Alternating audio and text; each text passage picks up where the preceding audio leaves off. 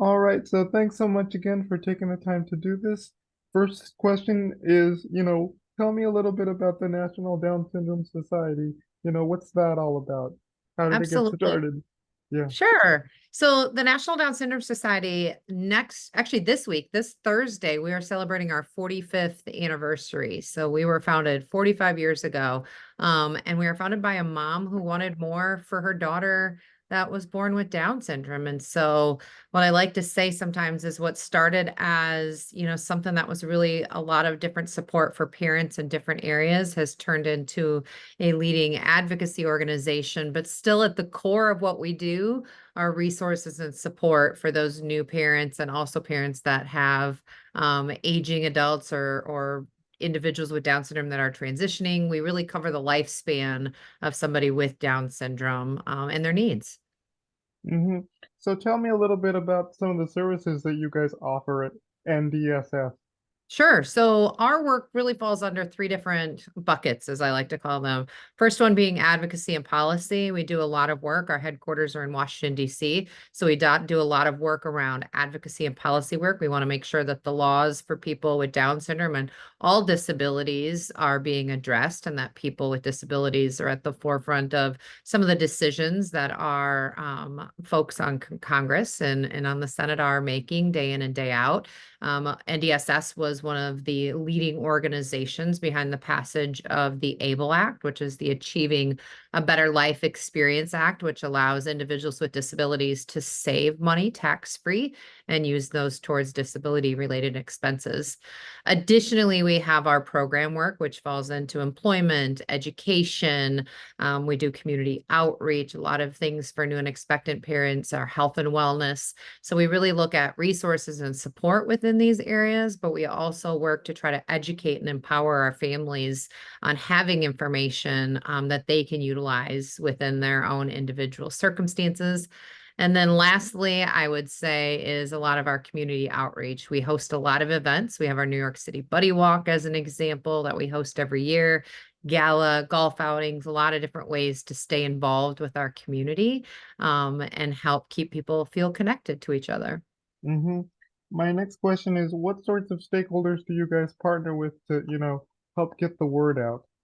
Absolutely. I mean, we partner with, I think, organizations that are very like-minded to us. And so we want to partner with as many people as we can. We work a lot with obviously other Down syndrome organizations and also folks that are in the autism sphere, any really organization that really works in the IDD or the intellectual and developmental disability space. Additionally, we work with folks outside of that space too. So we want to incorporate this into really at the end of the day, a lot of the work that we do, especially in our policy and advocacy space, is impacting all individuals with disabilities. So these partnerships are very important to us. Mm-hmm.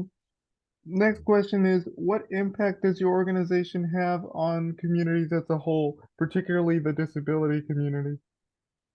I think we have a large impact. I think that we just recently some of our staff attended a conference in Rome, Italy, and we had folks and families that the first information that they had once they got the diagnosis of Down syndrome was our new and expectant parent guide.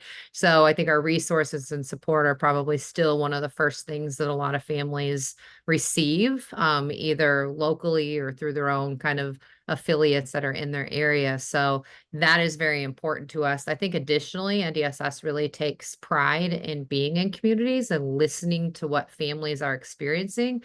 That's what really frames the work we do as an organization and helps drive our strategy of how we try to overcome some of these, I guess, these areas of pain point for families and what they're experiencing locally.